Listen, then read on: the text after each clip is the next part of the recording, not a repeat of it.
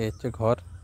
কালকে জল ঝড় হয়েছে, ওই জলের মধ্যে ঘরের দেয়ালটা এরকম ছেড়ে পড়ে গেছে।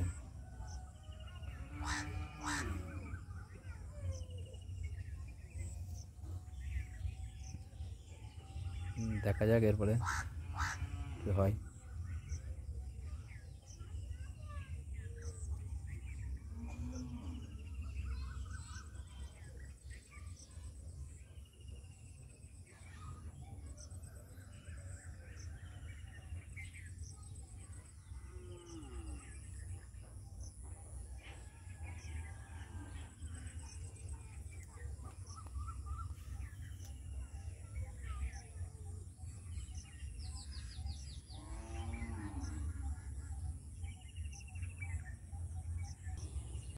হ্যাঁ, কালকে জল ঝড় হয়েছে, জল ঝড়েতে এরকম আমার ঘরের হচ্ছে ক্ষতি হয়।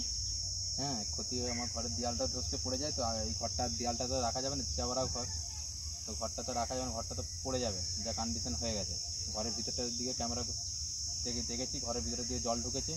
হ্যাঁ, তো এই অবস্থায় আমার সরকারের কাছে আবেদন, হ্যাঁ, যাতে আমার পাশে যাতে দাঁড়িয়ে থেকে যেমন আমার খুব সহযোগিতা করে, কেন আমার আর্থিক অবস্থা খুবই খারাপ।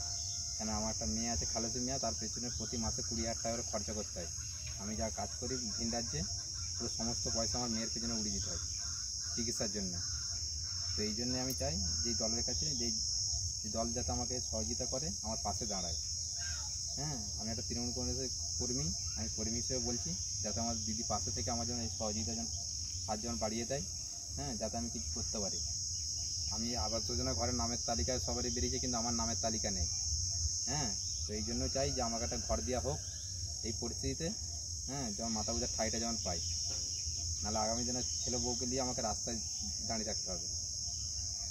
তাছাড়া আমার কিছুই নেই, এই হচ্ছে পরিস্থিতি আমার।